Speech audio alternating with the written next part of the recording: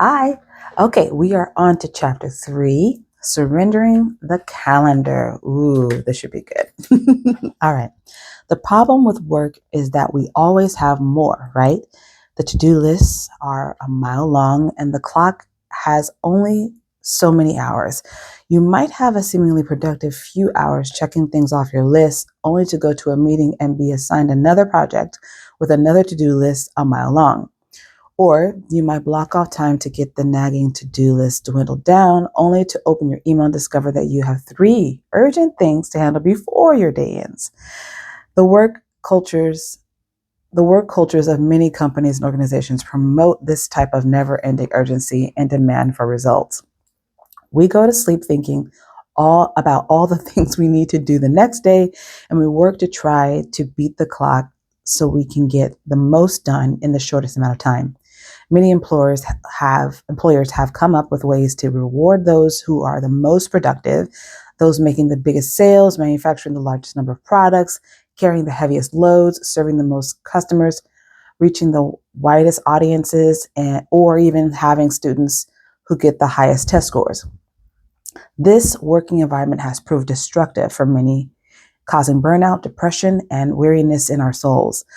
Many people suffer from anxiety, stress, disorders, and a general sense that life is a treadmill, always on and always moving. We fear that if we slow down even the slightest bit, we will turn into those cartoon characters who fall off the treadmill and bounce and bounce and finally stop moving. Quantifying work has seeped into our daily routines, and in many cases has caused more harm than good. While working hard may be positive, constantly being hurried and having the pressure to perform at a frantic pace is not. We're on to the difference between busy and hurried, page 49. Busy is not inherently bad. When we look at the Gospels, Jesus' ministry was busy. It was filled with people, projects, and big kingdom building projects, if you remember, travels, and teaching.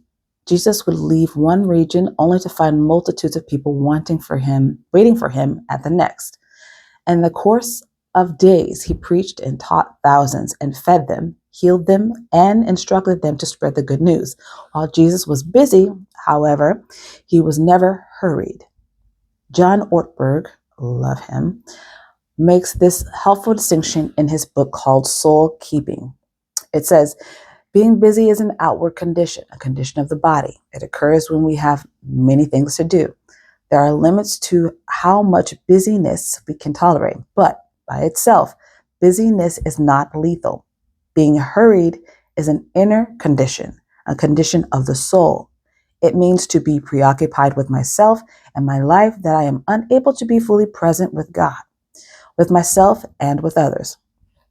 I am unable to occupy this present moment.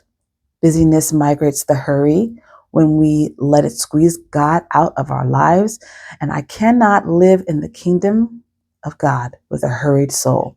I cannot rest in God with a hurried soul. Maybe that is the difference between how we operate and how Jesus operates. The pace he kept and those interactions with that number of people could easily have caused Jesus to have a hurried heart, a hurried body, a hurried soul. But he never appeared hurried in the Gospels. Instead, we find Jesus deeply present with those with him. To those who had searched for him, he revealed himself. He did not consider them as interruptions. Rather, he recognized people as important and fully attended to each one of the present moment. We may think Jesus could do this because he was fully God. He had the supernatural power to accomplish great things in a short amount of time, but in this we forget that he was also fully man. His productivity had nothing to do with his divine nature. In fact, for Jesus, as Emily P. Freeman says, staying productive meant abiding in his Father no matter what. The number of activities that Jesus' calendar did not seem to change. Let me start that sentence again.